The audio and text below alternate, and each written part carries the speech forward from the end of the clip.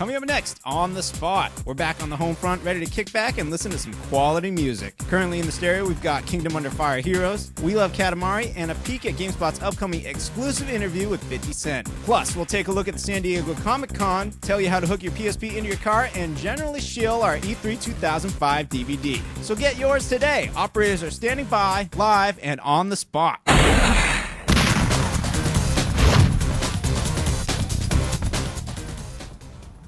Hello, everyone. Welcome to the show. I'm your host, Rich Gallup, and we have a great show for you today. Right, Ryan Davis? We've got a great show. I'm stoked about today's show, Rich. We've got all kinds of great stuff on the show today. We got Kingdom Under Fire Heroes. That's right. They're going to be demoing that. that. Game E3 2005. We got We Love Katamari. And we love Katamari. We love it. We got 50 Cent interview. Fitty? He's a cool guy. We got Fitty. That's great. I like him. I'm a fan. I'm looking forward to seeing this. All right. Also on the set right now, we have, of course, Ryan McDonald back in effect, and joining him right now is Greg Gasav. And Ryan, what you guys got going on over there? We got Kingdom Under Fire Heroes over here. It's the Xbox version, and my man Greg Cashman's here to demo it for us. And you played this at E3. Yeah. Tell me what is the new on this build? E3 is the first I saw of it. Kingdom Under Fire Heroes is the sequel to last year's Kingdom Under Fire: The Crusaders, which in turn is a follow-up to this really bad old PC game. So it was like a really amazing about-face, because it went from being this like StarCraft Diablo ripoff to this totally original take on like a combination of action and real-time strategy, and sort of this Dynasty Warrior style hack and slash, but also these really cool strategic elements where you've got stuff like, you know, you can make the sun shine in your enemy's eyes to like distract them, and all kinds of pretty complex things like that, but just, you know, a lot of really good hack and slash action as well. So this is still like a work in progress build, so it's not running as smooth as it probably will. And we've got a big preview from Mr. Brad Shoemaker, as this controller takes its name from him, going up on the site in a little bit. But basically, this game will do more, and in this case, that's definitely a good thing, because the previous game did so many things so right, and this one's just going to like take the few things that could have been a little bit better, and hopefully just take those aspects over the top. Now this is the one that's got the crazy heavy metal music. Yeah, right? yeah. It's basically you can't necessarily hear it right now, but it's got this, you know, when you see most kind of fantasy-themed games, usually your impression is that like it's going to have some kind of symphonic, like Lord of the Rings type score, but this one instead has this like crazy heavy metal soundtrack, and they the story is after we saw the E3 trailer, it had this really like badass theme song to it. We actually found out the name of that band, and it's like this big Korean death metal band that's quite popular, and one of our own Craig Beers imported the soundtrack, and, oh, wow. we've all been enjoying it since then. That's awesome. Now I so you have these different troops, and you could zoom right in to the battles and like take control of these hero characters directly, and I'm getting my ass kicked right now because I haven't played in a while. So how does the balance, is it the balance between real-time strategy and action any different than it was? Wow, that's a very good lead-in question. Like one of the big things is that the previous game, they explained it was like more like 60-40 strategy action. Ellen's troops have been annihilated, so and this one they're saying is going to be more action-packed.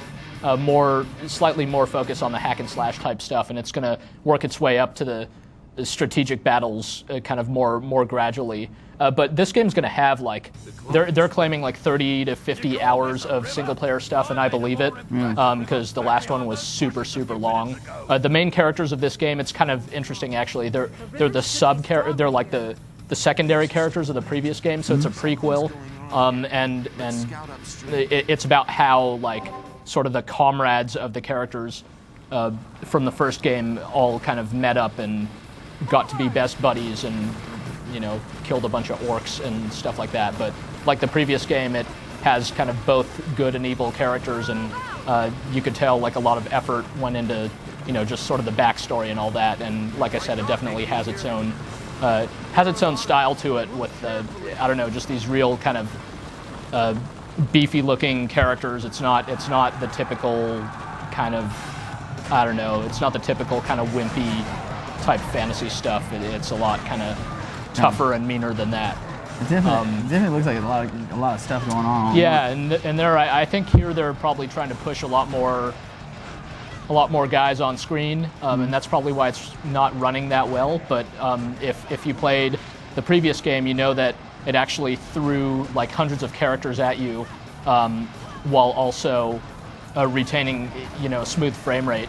And this one adds more like melee moves and stuff. So it's trying to add more depth in the combat and emphasize that a bit more. There's also going to be a ton more like Xbox Live type stuff, which the first game kind of dabbled with but didn't really do that much with.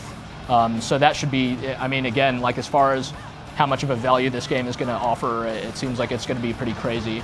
The whole thing is, this game comes out of Korea. You wonder, it's like, well, most people haven't really heard that much of the developer, but in Korea, this game outsold Halo 2, or the previous Kingdom Under Fire game apparently outsold Halo 2. So this is super, super huge elsewhere in the world, even if it's not that big in North America. So you could tell a lot of people are at work on this thing. So I'm real hopeful about it. I can't wait to play it since I like the first one so much. There's apparently a lot of people out there that want to play this because I've got a whole ton of questions. That's good. Asking you about. While I get annihilated again. Totally. Let's see what else missions we've got here. I'll let you know a little secret. If you hit the reset button and go to the main screen, there's like a debug menu and you can pick from different level. And like I highly recommend level 40. I see. That was level 70, I think you're on. But here's some questions. Level 70, no wonder. Yeah, sorry. Yeah, a game with 70 levels. See, that's. And that was on the low end. I could have went further. But once again, if you're watching at home and you're a GameSpot Complete member and you want to get your questions on the set and have Greg answer any of your questions about Kingdom Under Fire, any of the stuff that we're showing off today, go ahead and fill out the form on the page. But right now, I do have a few of them, if you don't mind. This one comes from Collins in Minnesota. He wants to know what online modes will there be in the game. Oh man, I don't remember them all offhand, but there are a bunch more. There's going to be like a new mode where there's going to be like a co-op mode where you band together with other players, and basically it's like a defensive thing where you just fend off like wave after wave of enemies. So that sounds pretty cool. In the previous game, it was just two-player like one-on-one versus, and now it's going to support more players than that. So that should definitely be a lot more interesting when you could have like 4 or I think up to 6 players with their armies going at it. How do I get to that debug? Yeah, go secret. for it. No one sees this. Yes. This is going to work in the retail version, no doubt. Oh, yeah. So basically the way they put it at E3, and I'm sure Brad's going to have more to say about this in the preview, but they're really pushing Xbox Live in this installment, whereas that wasn't their focus the last time.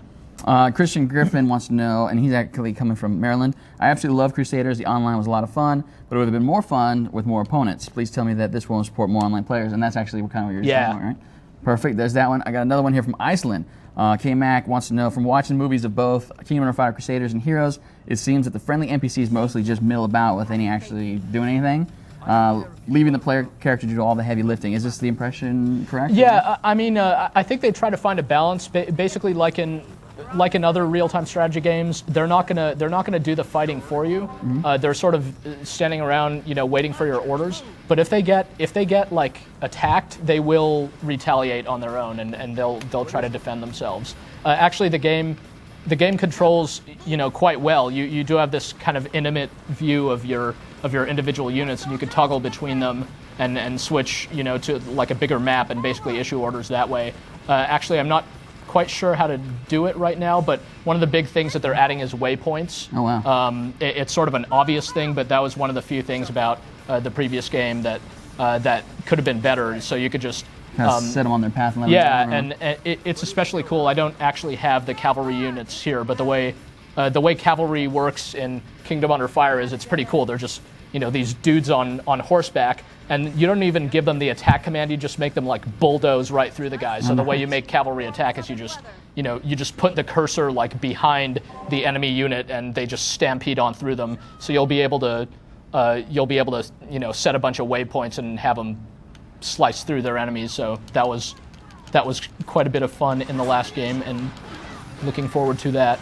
Now this obviously is running a little smoother here without all the millions of dudes on the screen. I imagine the final build of the game will probably be more representative. Yeah, I'm sure. I mean, whatever. They're going to make they're going to make a sequel, so they got to at least start at the level of where they left off. So. Now, when is this game? When are we looking for this one? It's due out before the end of the year. I think later on this year in the fall. Excellent.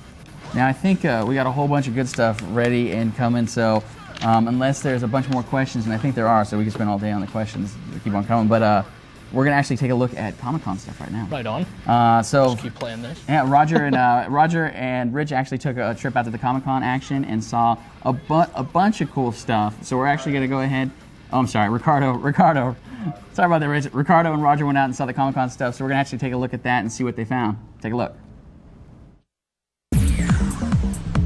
This past weekend, GameSpot traveled down to Southern California to attend the annual Comic-Con convention held in San Diego.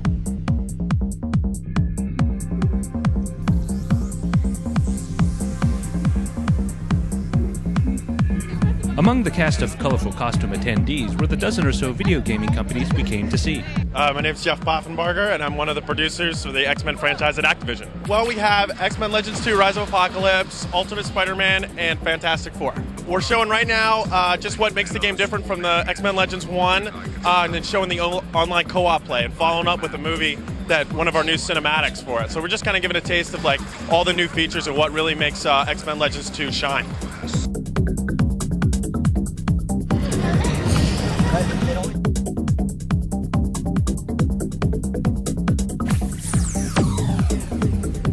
My name is Jay Lee. I'm a comic book artist, and for the past 3 years I've been a video game designer. The game is Marvel Nemesis, The Imperfects, and it's a fighting game. Until you actually see the game, you're going to be reluctant to play as a character, but once you see it, I think you'll be really, really impressed. I was. I'm also working on a top secret project for Marvel right now, which will be my biggest commitment I've ever made in my entire career. If it does well, the plan is for it to last about, I'll be on it for about 3 years. I'm hoping they'll make the announcement here so that I can finally talk about it, but I'm dying to be able to talk about it.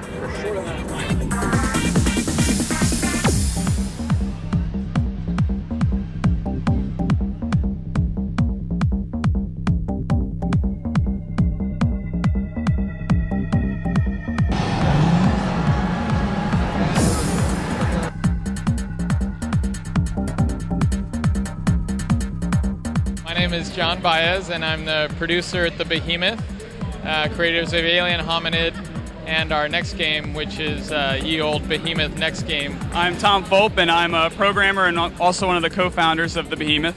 I'm Dan Paladin, I'm the art director at The Behemoth. The big thing is we unveiled Alien Hominid at Comic-Con, and it's really early stage, so now it's our tradition that no matter how early the game is, we have to give everyone here a sneak peek at it. Our game's about 5% finished, so it'll be a little while before it's on the store shelves, but being able to get player feedback right now is great. Yeah, we're off to a real good start, but we want to know how people are feeling it so we can make sure we have the coolest game that there is.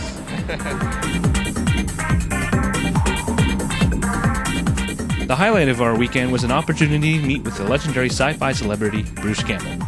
I'm Bruce Campbell. I'm reprising my role again since 1979 as this character. So it's for 25 years I've been playing this dumb character. And I think the Evil Dead movies are popular because Ash is the only good guy. Jason, Freddy, and all those other horror series, they're all bad guys. So he's the only character that I think audience members can relate to. He has no special skills. He's not a CIA, FBI, covert operations.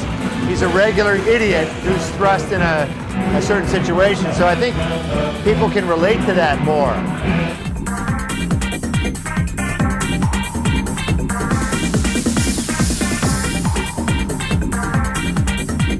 From the outrageous to the fanciful, the 2005 San Diego Comic-Con had something for everyone, including us.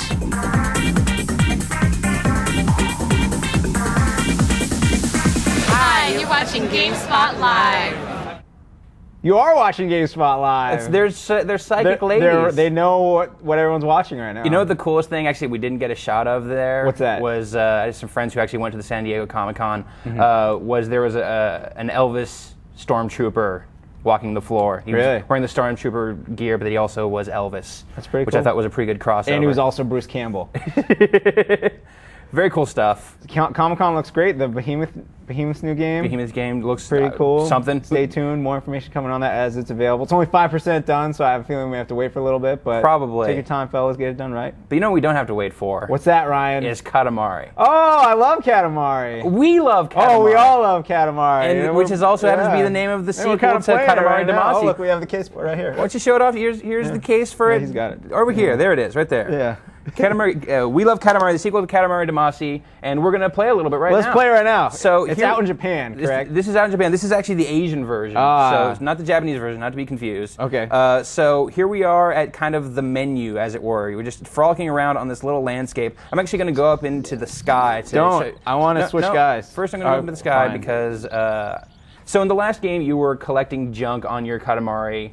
You were rolling this ball around the world and collecting up stuff so you can make stars. This time you're making a whole universe. Awesome. So there's this little planet we've already made. We made that one. We made that one earlier out of just junk. If we pull back here, we can go over to this planet, which is, I believe, a marble of some kind. Yeah, I can fly up to it and we check made it that out. moon earlier. We made that moon for it earlier. So there's that. We got that going for us. So they've kind of taken the same concept and tweaked it, which seems to be pretty much true for the whole game. So let's pop back down to Earth, and so you're going to play one of my cousins. We're going to play cooperatively, which is one of the cool new features here. You're running around as the orange dude. You said you wanted to be red dude. Yeah, I've seen the orange dude's looking a little scrawny, and this guy's over here. Go over, switch characters with him, just hit the circle. Oh, boom. look, now I'm all burly. Cool. All right, roll with me. We're going to go over and talk to this lady, and then we're going to go roll up stuff together. Cool. Now, have you played this level before? No. This is the first time for me, so this is going to be exciting. We're going to go in this. We're flying blind here. There's another cousin. I don't want to switch to that cousin. That's kind of a weird-looking cousin. All right, you and I are going to talk to this lady. I don't know what any of that means, so... She's saying important things. Go ahead and hit circle. You have to hit circle in Asian versions of the games because in Japanese it's true games. For whatever reason circle means X in over there. I don't know why that's the case, but there's the king. King of all cosmos is spitting numbers. Nonsense, really, at this point. 13, 14, 15, 16, 17, 18, 19, 20. And then we're there. Oh, wow. All right, this place is crazy. All right, what's up, King? What do you want us to do? So what's on the bottom of the screen right now? All right, so you see at the bottom, there's the hands. If we move those around, those are our different analog sticks. So I'm the green sticks, you're the crazy pink sticks. And all right, I think we're just gonna roll stuff up. Oh, let's get some bunnies. Yes. Oh, yes, bunnies. Bunnies. And this is something that I had forgotten. It had been a while since I had played the Katamari. Is just that cow's not having any of our business. We're pulling flowers out of these bushes. We are. That's cool. That's why we have to do this. Okay. The joy of Katamari is really rolling around, seeing something that you want to roll up, not being big enough to roll it up yet, and then saying, man, later I'm going to come back and just roll the hell out of that thing. Oh, like a cousin. Take you, cousin. I thought we already got that one. I thought we did too. Well, we get him again. We're working together very well right now. This is actually the weird thing is that when we first started playing this, we played this a little bit earlier before the show, when you're first starting, it's kind of hard to control the Katamari together cooperatively the way we're doing now. But you sort of get like this hive mind thing going after a while. Oh, let's go get that guy. Oh, we're going to get a guy? Let's go get... Oh, he's got a thing on his head. Running. He's so... Oh, we have him. Oh, another guy. So do we have a goal? I see these numbers counting up in the corner here. Do we know what exactly we're going for here? I think we're trying to collect flowers, actually. Oh, it looks like we have a time limit. Now, in the last one we did, we had to pick up just 100 items. Right. As with the first game, there are like different... All right, let's go to the other side. Okay. Flip. Right. Oh, all right. Nice. Teamwork. There are different goals for the different levels. It seems like very much a similar game. Bunnies. But as you can tell... let's get the dude with the guitar. Oh, that guitar. The guitar is making butter. I don't know what's going on. We're going to roll him up, though. Oh, he's ours. We have that now. We're just going to look, that guy's getting chased by a plant. We're going to get the plant. Oh, wow. We didn't get the plant. We got the guy. Oh, we got the plant, too. He's safe now. Oh, that plant's freaking me out, Rich. That plant is also freaking me out. All right, let's not work together well to show people the... we can't do it. I can't. So let's say if we wanted to turn around right now, like you have to hit down. I have to hit up, or and I hit down. You hit down. And that's how we turn. If we both want to go forward, we both have to hit forward. Oh, let's get that guy. Oh, we hit him. Get him. But he's just jumping away. Right, I don't know what's going on with that. This level is completely bananas. This is awesome. Now I don't know. Can we see another level? This one still has 3 minutes on the clock. I think sure, we can. Yeah, you know what? Here, we'll just. You figure it out. Actually, we'll get out of here. Sure. So that was one level. Oh, boy. That was fun. I think you just chose reset. I did. That was one level. I don't know what any of this stuff means. That was one level. Obviously, every other level that I've played so far is completely different. Right. So, like in the first game, where it was all about. It all sort of like you were set in this Japanese suburb. That was sort of the theme to it. Right. It seems like it's a lot different this time around as far as the variety goes. We'll give it away. The chomping plants chasing the dude. Or... All right, so I don't think that's a typical. Oh, let's go talk to Mr. Chess Guy. Sure. What's up, homie? He's playing chess. We're gonna talk to him. He's gonna say something. I don't know what that means. And then we're gonna hit the circle button. And then we fly away into the sky. And then there's the King of all Cosmos. Again, he's talking in Scratch. Now, we saw some great cutscenes that are available on the site right now, where you see the King of all Cosmos as a young boy, the Prince's size, getting, like, yelled at by his dad. Right, who the grandfather of all Cosmos. Apparently, yeah. Or something. The former King of all Cosmos, yeah. No, we have these great videos on the site. I'm not going to spoil it and show them to you right now, but there's the intro video, which is a great... just gives you a great sense of the whole vibe of the game, just totally trippy and surreal, bizarre, psychedelic. And we also have those videos that you were talking about, him getting yelled at. You watch that. The training videos. Throws his trophy in the river because he came in seconds for losers. No, it's you can understand where the king is coming from now. This looks like actual. Now we're gonna play against versus. each other. We have 3 minutes here. I didn't even know this was in the game. I was all set to be your friend for this. No, we have some competitive play. Down. No, you think so? I know. I'm tired of playing with you. I want to play against you. The secret to multiplayer in the original Katamari. Multiplayer in the original Katamari was not so fun. You were stuck in a small little level. The environments were a lot smaller. This seems to be a whole lot bigger than we got. I gotten away from some stuff I can see. Well, see, but the secret was in the multiplayer was to actually just barely get bigger than the other guy and then go pick him up. Right. You'd win. And I was about to do that to you, but I'm having all kinds of trouble with this mouse. Oh, this mouse is giving me the business as well. All right, so I'm on the right. For those rooting along at home, Vegas has placed better odds on Ryan Davis because he actually reviewed the game last time. I'm gonna win it this Although time. I did unlock Eternal Mode on the moon, so I'm no slouch. I'm not saying, I'm bad at the game. I have to say this is already not understanding half the things that are happening in the game because it's all in languages that I cannot read. Right. This is still a lot of fun, but I cannot wait for the... we can't... we're not big enough. The difference is not there. Neither of us can pick the other up yet. So much of the charm of the first game was in the crazy dialogue and the things that the King of all Cosmos said, and I feel like from the glimpses that we've gotten here that he's going to be even more of a character this time around, and so I'm eager to see what the U.S. translation team has in store for the king. And the intro movie shows everything is just as wild. Yes. Yeah. Well, I think that the game itself shows everything is just as wild. Right. Did I mention that I figured out what the purpose of this level is? I'm not going to tell you just so I win in 1 minute and 20 seconds. Oh. What are you picking up? Pencils. Yep. Check the tally, son. Oh, it's you. Oh, now I'm gonna. Oh, but now I got bigger. Oh, now you're done. Now you're in trouble. I think I got bigger. I'll be honest with you. Oh, maybe you did. It kind of went crazy on my screen. Oh, it went crazy on your screen? Yeah. Crazy on both screens. I think that is something to the effect of you only have 1 minute left, chumps. I think you're gonna win. I think you're gonna bust the odds up, Rich Gallop. Yeah, it's playing smart. Oh. Feel betrayed. I don't know if there's that many pencils left. Oh, there's some. There's some of them. I'll save those. No, wait, I'll take them. Oh, there's a couple you just went by. I just took them. We should take some questions on this game. I wish we had some. I have some right over here. Really? Yeah, don't you have some? No. Oh, okay, I have some. Okay. Oh, look at that. Oh, I had to get to those ones. I am all for some questions. Yeah, Ryan, if you could ask the question. Yeah, Ryan McDonald. Cool. Hey, we're playing. We're kind of got our hands full here. We got here. 20 seconds left. Hit us with some questions. What do you got? I need to get to the questions. Oh. I thought you had them on your phone or something. Can somebody grab me that real quick? Actually, no, don't worry about it. In 10 seconds, I'll be able to answer them anyways. I'm going to start asking right now. I'm that confident that I'm about to win. Okay. Oh. Ryan Davis. Our first question comes from Max McCormick. Will there be any new changes to the gameplay formula, and will there be online play? No online play at all. And then there it is. The king is happy. To my knowledge, no online play. The changes are, as we've shown... Wait, let's go back to that screen and show me winning. All right, thank you. All right, as long as it's in the books. All right. Glory hounds. All right, go ahead. So there's no online play. No online play to my knowledge. Changes to the gameplay, as we've seen. There is the competitive. There's the cooperative now, which is a fairly massive change to the gameplay. Also, I've noticed that it seems a little bit easier to roll up like sheer cliffs or surfaces. Definitely. That before, like if you were not big enough to roll up over something, you were just kind of stuck. And it seems like they've tweaked that. From my experience with the game, those are the major changes so far. Andrew from Germany, will we be able to find gifts that you can later equip, like the camera, to your prints, just like in the previous game? Well, if you can look on my prints right now, he's got a little hat thing going on. So yes, there is a ton of new gifts that you can find. We found a gift earlier. Oh, look, I'm still dancing as well. Oh, yeah. But yeah, you can find gifts. All right, hate you, Stuart Rich. McMahon from the UK. What kind of new objects will you pick up? Will you be able to get bigger or start smaller than you could in the first game?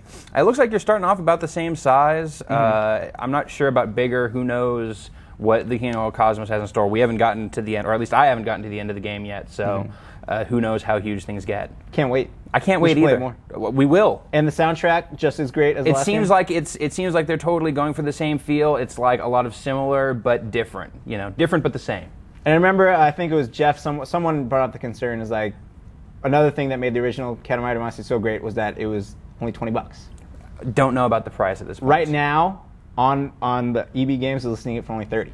Really? Yeah. That sounds like it. You know what? But you know that was sort of like the entry. That's what got a lot of people into the first one was the fact that it was only $20. I personally, I would pay full price for this game. Would you? I totally would. I love this game. Like just to make up for the fact that the first one was so great too. I bought 2 copies of the first one. I still have a sealed copy sitting at home. That was my rationale was if they're gonna sell it for $20, I'll get 2 copies. Well, you are a huge nerd. Hey, I helped. This game would have never come out here or at all. Are you a big enough nerd though? So you have, say, a PSP mounted in your car? No, Ryan McDonald. But I know someone who is. I wouldn't say it's a nerd thing. I say it's just plain awesome. I would Ryan, agree. Tell us what's going on right now in your Jeep. I have a PSP in my Jeep. How did you do that? You know, it was funny because like when the PSP was coming out, like I don't know if you guys are the same way, but I see people driving around like down the freeway at night and they have like the little screens in their dashes and in their headrests and like that looks cool to me. Watching TV in your car, right on. But that costs a whole bunch of money. Like you go to Best Buy, you look at how much that stuff is, ridiculous. So there's no way that's going to happen. So of course I had this cool little screen. All I need to do is figure out a way to attach it to my dash, and I'd be in the business, right? Right. So that's what I did. I figured out how to do it for like $10, and that's this little video that I put together. If you want to know how to stick a PSP in your car, check this out. If I had the means to pick myself up one of these screens in my car, I definitely would, but I don't. And like most of you are probably on a budget for something like this. So today I'm going to spend a little bit of time telling you how for a very low cost price you can turn your PSP into one of these dash mounted screens. So let's go ahead and check it out. All right, Ryan, what are you talking about? Mounting a PSP on your dash to watch movies in your car? What are you talking about? Well, first off, I guess I should get with a warning, right? Watching anything while you're driving, not advisable. I'm not saying that you should put a PSP in your car and watch it while you drive. What I'm saying is, for the passenger in the car, probably a good idea. So that's what we're going to talk about. I'm going to show you this Velcro strip that you can buy at any hardware store for like $10, and how you can put it on the back of your PSP, like so, and then put the Velcro strips on your dash, and bam! An FM transmitter later, you're listening and watching MP4s. I'll show you how to do it. Let's do it. So the Velcro strip stuff that you get at the store comes in a roll. Peel it off like so, big long strips. Cut the pieces that you want and attach it to your dash. I just go ahead and put them on the back of the PSP, so that way I don't have to fool with where it's going to get positioned at on the dash. Once I've got this in place, really just peel the back of this Velcro off like so. And this stuff is super sticky. If you don't think it's going to stick to your car or anything like that, you'd be surprised. So here we go. We got our PSP, we got our Velcro set. So you get this, drop your PSP like so, give it a good firm press, rub out those edges a little bit. So this particular Belkin FM transmitter, it's basically like $20 at the store. It even has a little port on the end if you want to plug it in your cigarette lighter adapter so you don't have to worry. I actually like to run it off the batteries that it takes. The batteries last usually for a few days, and so it kind of just works out fine. So yeah, it just works really good. I usually use leave the Belkin, left in its place, and then take my PSP with me when I go, because you don't want to leave it sitting in your car because somebody will jack it. So in the end, the biggest knock against it is, of course, damaging your PSP. In the case of this one, my battery cover used to be sticking on a whole lot better, and I used to not have this horrible scratch on the front of it. Aside from that, though, I'm living in the future. Of course, once again, you should not be watching videos in your car while you're driving, just to make it perfectly clear. So until next time. And we're back, Ryan. I gotta say, man, you're crazy. No, thank you, sir. The ideas you come up with, brilliant. Thank you. So you promise you don't drive and watch that at the same time? Yes, I do. I promise I don't. You promise you do? You promise you don't? I promise I don't watch it. No. All right, good. And like, yeah, you just set it up and there you go. I did get a ride home from mine recently, and it's very cool. It seems like a very good use of the PSP. It's smart. It's portable, it's mobile, it's got a great, beautiful screen on it. Might as well put it in your car. Especially because, you know, what games are you playing on your PSP recently? I'm still playing Wipeout Luminous. I'm more than happy with that, but I know a lot of people are hungering for more games. I know, and there's some more coming, but yeah, there's definitely a drought right now, which is unfortunate. But you know what there's not a drought of? What's that, Ryan Davis? E3 DVD sets. What is the E3 DVD set, Ryan? The 6 discs of gaming madness from E3 2005. Wow. Including the GameSpot documentary, Electric Showdown. That's a phenomenal documentary. And it is cheap. How cheap? It's $20 if you're just an average Joe, if you're just a dude. Yeah. And if you're a GameSpot Complete member, yeah. $15. How many? $14.99. That's cheap. Plus shipping and handling. That's like $1 a disc or something. It's nothing. It's a pittance. You get six whole discs right here. These are shipping right now, which is very cool. So you can come and get these. And yeah, you get a whole bunch of content on it. You get to see in high def like all of the coolest trailers from the show. It's everything that a fan could want. It's like 15, 16, 8 million hours of It's 24 hours. 24 it is hours? a full day. If you could sit down, call sick from work or school, and just not blink. Now, we have to say, there's a little trickiness involved with Disc 6. I'm going to be honest Trickiness? with you. Okay. A little bit of trickiness. All right, there is a segment you can watch on your DVD player, which might be my, if not my second favorite segment of the whole thing, which is the highlights of the stage show. I made Homer put together very, very sharp. Okay. So if you just put it in your DVD player, it'll play that. If you put it in your computer, you will find like the full press conferences. Nice. You watch them on your computer. Nice. You'll see the whole tape show segments you can watch on your computer. A very nice menu that shows up. Pretty cool. It's a very awesome complete package. The other 5 discs you just put in the DVD player. Now, I actually have a question. You want to answer a question about this little thing here? Sure. Ask me fire away. What's your question? I have one specific question that Pierre Wills from Calvert County, MD, wants to know. MD, the Show Me State.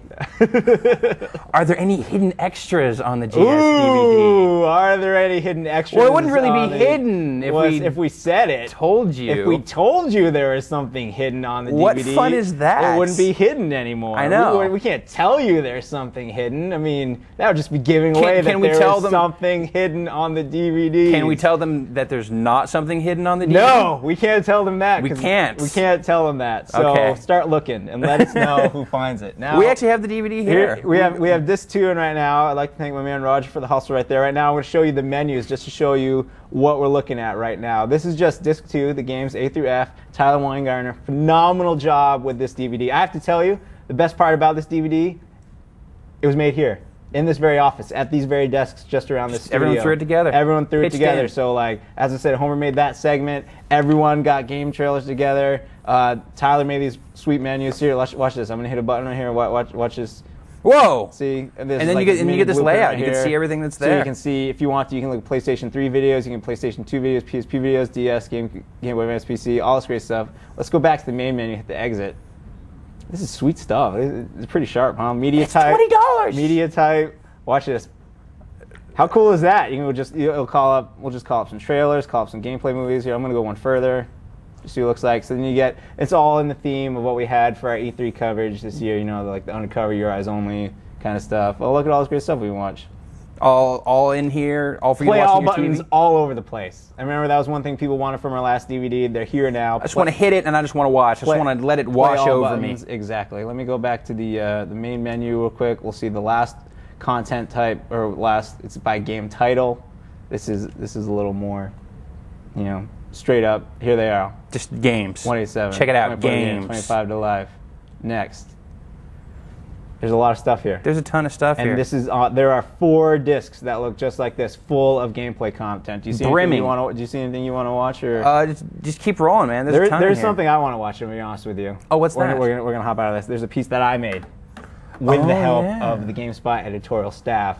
It was a phenomenal segment. We did one last year. It was a lot of fun. We got everyone on camera just riffing on the GameSpot Editor's Choice Awards for E3 2004. We did it again this year. It's 20 minutes long. We talk about 20 or so games. Really quick, really funny stuff, really sharp stuff. I'm going to show you an excerpt right now on the condition that you will buy the DVD right after I show you. I promise I'll buy the DVD. Where do you go to GameSpot.com/2005/E3/DVD.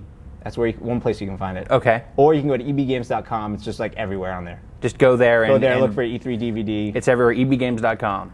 Support the GameSpot staff. We really enjoy making these DVDs. You buy them, we'll make more of them. Just sound like PBS right there for a second. But we have this beautiful tote. Exactly. Buy $250 worth of DVDs, we'll give you a coffee mug. This gorgeous windbreaker. Yeah, exactly. Nylon windbreaker. Anyways, with here's a clip. Check it out.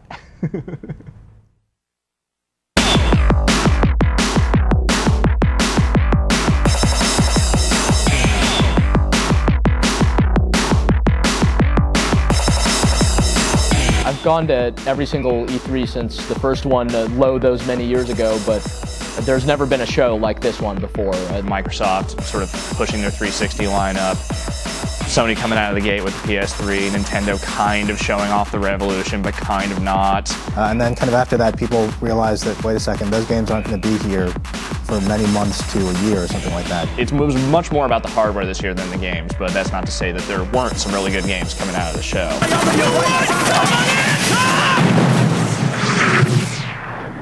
The Killzone 2 trailer was, I think, the first thing where I saw real evidence of what next generation gaming really ought to be like. It was something we just kept going back and we just had to load it and watch it again and again.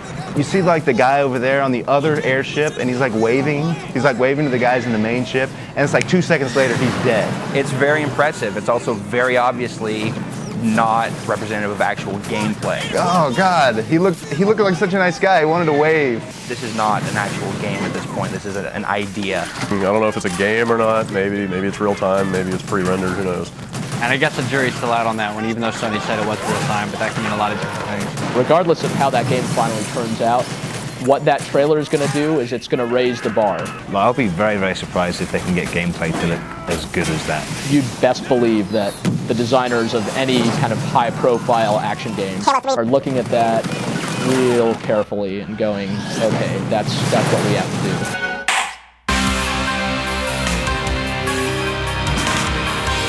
Phoenix Wright is a game, it's been coming out for years in Japan. It's called Gyakuten Saiban. It's a series called Gyakuten Saiban.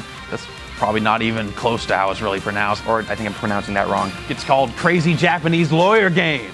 Phoenix Wright Ace Attorney, he makes me want to go to law school real bad so that I can yell objection across the room and objection! Have awesome Kazuya Mishima hair. And it's a legal anime adventure series. It's like a cross between Law and Order, Full Metal Alchemist, Legally Blonde, One Life to Live, and Dragon Ball Z, if you can imagine that. Lots of lawyering going on.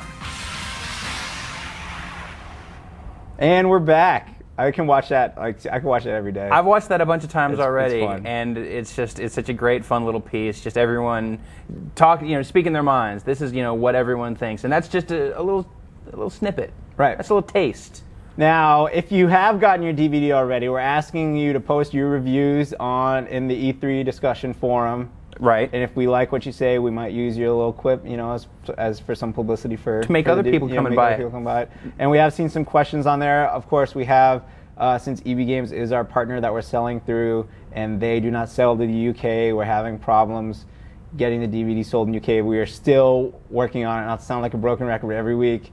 Unfortunately, outside of our walls, there are a lot of hurdles that people have to, jump over. But we're working on it. We're not giving up. We are working on it, and we will sell it. And we will hold it true. If we have to give out someone's phone number, like Brad's, and make him sit there and I take have his calls, phone number. Exactly. We will do that, and we will tell you where to send the check. And when you send the check, we will send you the DVD. If that is what we have to do, we're going to do it. That is what we will do. But we are not at that point yet.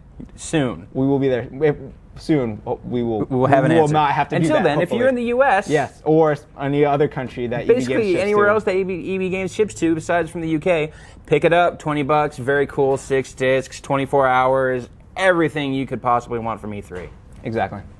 What else we got going on, man? We have a huge thing going on. We've been sitting on this this little, this big thing. We've been waiting for the end of the show just so you'd watch the rest of it. Ryan McDonald, please tell us where you were earlier this week. I was in San Jose. What's in San Jose? San Jose? Awesome. California, Oh! San Joe? San Joe, yeah. Who was there? Who are you hanging out with? I was hanging out with 50 Cents. 50? 50. You're hanging It's out just with Cent, 50. isn't it? It's just Cent? It's 50 Cent, yeah. Yeah, there you go. 50 Cent, the original Diatron. So you were hanging out with 50 Cent? You were talking to him about a bunch of stuff? Tony Yayo and Spider Loke and all kinds of people. The whole G unit? The whole G unit, yeah. They were all of them. there. They're just awesome. there? It was fun, yeah, it was great. Cool, what'd you talk to him about? We talked, we mostly talked about the game that's coming out. The one thing we should give a heads up on is that we actually, or I should say our friends over across the way at mp3.com, on Monday are going to have a world exclusive 50 Cent music video. Really? Premiere. Crazy. I know, yeah. World premiere. It's like, yeah, it's not going to be anywhere else except there first. So that's going to happen on Monday. But you should also know we're going to show this excerpt with 50 Cent right now. Right. But then I guess it's Saturday, right? Saturday is when they should come back and hear from 50 himself, who tells us all about his new game coming out, Bulletproof. So, and he's got like a movie coming out about his life. He's got a book coming out. That dude is so busy. He's got shoes. What was he like as a person, would you say, after sitting down? He was so not like what you expect. He was so casual, so low-key, so down to earth. He just was like, just a cool guy. Prove it. I'll prove it right now. Go ahead and take a look at this clip. Now, the last time I saw you talking about the game, it was still real early in development. It's still pretty early. How far along has the game come, and how did you know that this was the right time that you wanted to get into making video game business? Oh man, it's great. Like this, I look at the video games that are out there, and then I decided that this would be the perfect time for me to do it. And it's cool. Like a lot of video games have like similar content. It just the graphics aren't as good as the game that we come with, and it's like the highest technology.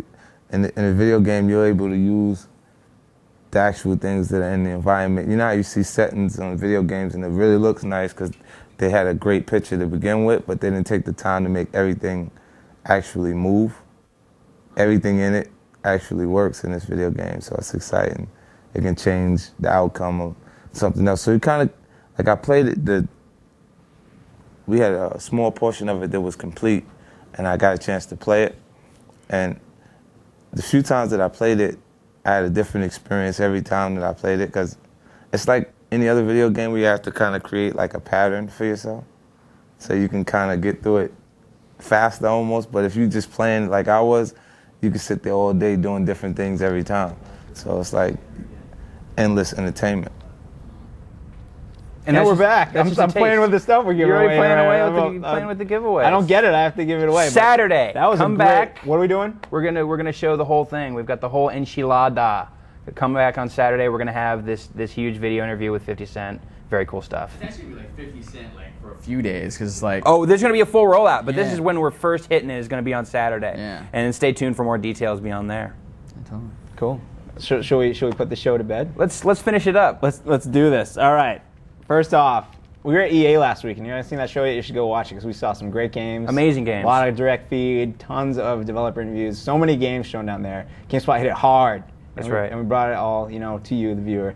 And I got to play SSX on tour and Burnout Revenge, and that was awesome. You got to hang out with Alex Ward. I know. I hate you so much. I'm sorry. I'm so jealous. You should have come. I wish I could have. Oh, well. But also, as we said, Roger and Ricardo got to go to the Comic-Con. Oh, wait, before we talk about that, we gave away a lot of games. We gave away a ton of games. We gave away a ton of games. We gave away so many games, we're still sorting through to figure out who exactly the winners are. So we don't have winners this week. We don't have winners yet. If you come back tomorrow and go to the GameSpot Live Union, we've done this before, we're going to post the winners there. And while you're there, join up. If you're looking, GameSpot in their community, they have all these great unions where you can join up with people of similar interests, and you can talk about how great things are, like GameSpot Live. I love GameSpot Live. Exactly. So you should be a member of the union. Jeff is. Why aren't you? I probably should. That's weird that I'm not. It's really weird that you're not. Anyways, if you go there tomorrow, one of us will post an announcement and it'll list all of the winners. We already picked out some of them. In fact, actually, if you want an SSX On Tour t-shirt, you may already have it. Exactly. That's how quickly we're moving these days. I don't even know what that means. We are still awesome. waiting for some prizes. And again, not to sound like a broken record, but we have people knocking down doors, and we will get people their games who have not gotten them yet. We're only waiting for a few more now. Only a couple left. Only a couple stragglers. So stay tuned. Stay tuned. But right now, let's give away some loot. We have some loot from Comic-Con, right? We do. We hung out with the Behemoth guys again, the alien hominid kids. We GameSpot, not we, you and I. Well, the row. Okay, sure. I'm used to it. It's editorial we. Right. Sure. So we hung out with the Behemoth guys, and they gave us these cool packs of stickers and buttons, and it's all cool alien hominid stuff with the Dan Paladin style, which is such an awesome original art style to it. And we want to give them away to you. We got a couple of these packs. How many packs of these do we have? We have 2. We have 2 packs. Come and get some of these. How do we want to give these away, Rich? We're going to ask a trivia question about the piece that Roger put together right there. All right. Okay. But how do people put in their answers to this? GameSpot Complete members using the form at the bottom of the page that we say time and time again, although there's still questions about it in the forums. There's a form below us right now, right down there. So right underneath, like there. literally. Right like he's there. not just pointing down. You might have to scroll a little bit, but there's a form down there if you're a GameSpot Complete member. If you don't see the form, you're not a GameSpot Complete member. So sign up for GameSpot Complete. You should, and then you'll get a discount on the DVD, and you'll get to the free Game Center trial. And then you'll also and can other stuff. these contests. Exactly. So much great stuff happens when you're a GameSpot Complete member. So you sign. So using the form, any of those boxes, really, preferably the big one, we want you to put your name and your mailing address and the answer to the trivia. Now that's like your name, like on your driver's license name, not just if you don't have a driver's license, then it's your on school report ID. card, your name. Yes. All right. So anyways, back of your there, underwear. I want your full name, I want your full mailing address, and I want the answer to the trivia question in that piece that we showed earlier that Roger put. Comic-Con. Who was more awesome, the Zelda guy or the Jedi guy? So Jedi or Zelda? Or Zelda. You saw them both. Nintendo or George Lucas? Exactly. Which one was more awesome on camera? You pick. You let us know. First, I guess 2 people to get it right. 2 people get it right. We'll get it. Hey, Ryan McDonald. Hey, what's up, man? How you doing, buddy? I have a question for you. Yes, sir. As we all know, or no one else knows yet, I'm going on vacation for the next 2 shows. I will not be here. Yes, sir. Do you have anything crazy in the works that you can tell us about? There's or? all kinds of awesome stuff. Like first off, should we talk about the business Yes, there? you talk about that, yeah. So for those of you that have been watching the show for some time, you know that we love talking to you guys, not just email and everything else, but we really want to talk to you guys. So we actually got a 1-800 number. Can you believe it? We finally got a 1-800 number. We got it in place, but we're not crazy enough just yet to actually pull it in here and then start calling right now because it's crazy. It's like if you watch any kind of show that does any, you guys have seen shows that they do call-ins, right? Dancing with the Stars. They have their 800 numbers. Deborah in Montana. Deborah. Yeah, that's hard. Yeah, it's totally hard. So Yeah. we're gonna start out slow. But we're going to throw up the 1-800 number this week today. So if we get actually, there it is right there on the screen. So there's the number. It's a toll-free number, which means you can call in and you can leave a voicemail, and that's what we're asking for people to do this week. We're gonna, if you got something interesting to ask us, if you have anything interesting to say, go ahead and send in go ahead and call in. Call in, and of course, once again, we want to keep this to GameSpot Complete users. So when you call in, go ahead and give us your full name as well as your GameSpot Complete username. That way we can check our records. But yeah, so give us a call, tell us what you think, ask us what are questions, and then next week we'll have your voice on the air. So, Great. Yes. Thanks, Ryan. No sweat. Once we get that under our belt, then we'll actually pick up the phone and talk to people live. Cool. The show grows. Yes. Day by day. Yes, sir. This is a phenomenal. Even project. without you here. Do you know we missed our birthday? Did we talk about this yet? No. Like in June, it was like the first birthday of On the Spot. We've done. That means we're nearing 50 of these shows, doesn't it? Yeah, totally. That's all, unless we should count. We really should keep track of these things. But we love doing the show. We thank you for tuning in. Ryan, are we missing anything? No, we had a great show, man. Let's get out of here. People, go buy some DVDs. We appreciate it. We want to keep making them for you. And Ryan will be here next week, but I'll be on the beach. So I'll see you in 3 weeks. Everyone else will see you back here next week on The Spot. Thanks for watching.